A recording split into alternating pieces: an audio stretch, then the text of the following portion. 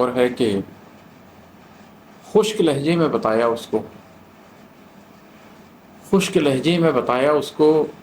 آنکھ میں آج بھی نم زندہ ہیں۔ جب کوئی شخص آپ کا مان توڑ کے چلا جاتا نا، اور جب کوئی شخص آپ کو وہ تکلیف دیتا جو اس سے آپ امید نہیں رکھ رہے ہوتے کہ وہ آپ کو دے گا،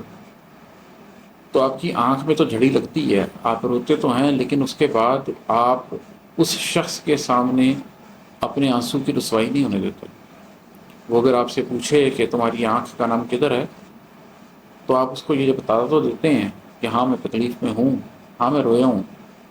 لیکن خشک لہجے میں اس کے ساتھ بات کرتے ہیں، اس کو خشکی سے یہ بتا دیتے ہیں کہ ہاں زندگی میں بہت کم ہے، بہت چیزوں پر روتا ہوں، مگر تم سے نسبت نہیں ہم باتوں کی۔ تو ایسا ہوتا ہے زندگی میں کہ کچھ لوگ اتنے قریبی ہوتے ہیں کہ جب وہ آپ کا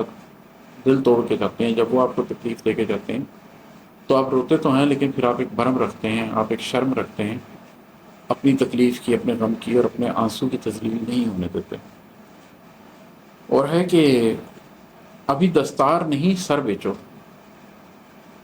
ابھی دستار نہیں سر بیچو، ابھی دنیا میں ستم زندہ ہیں۔ جب دنیا آپ کو لگے نا کہ بڑی حسین ہو گئی ہے، دنیا بڑی اچھی ہو گئی ہے، اس میں انصاف کا بول بالا ہو گیا،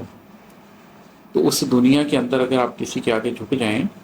کسی بڑے کے آگے، کسی قابل عزت کے آگے اپنی دستار بیچ دیں تو چلیں۔ یہ بات تو سمجھ آتی ہے کہ آپ نے کسی کو روحانی طور پر اونچا سمجھا، اخلاقی طور پر اونچا سمجھا، اور اس کے آگے آپ نے سر جھکا لیا، لیکن ابھی جب دنیا میں ستم زندہ ہیں اور دنیا میں طاغوت کا بول بالا ہے،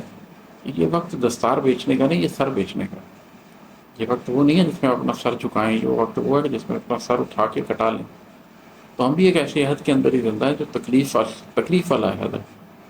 جن لوگوں کے قلب زندہ ہیں اور جو مادیت پرستی سے بھاگتے ہیں، وہ تو اس پوسٹ ماڈرنزم کے زمانے میں بہت تکلیف میں ہیں۔ تو اس تکلیف کے زمانے میں اپنی دستار نہیں، اپنی سر بیچنے کی بات کریں،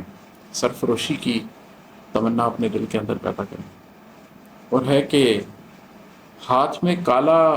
علم ہے جب تک، غم ہستی کے علم زندہ ہیں۔ یہ پہلے مصرے میں عین والا علم ہے، اور دوسرے مصرے میں الف والا علم ہے۔ ہاتھ میں کالا علم ہے جب تک، غم ہستی کے علم زندہ ہیں۔ یہ کالا علم تشیع والا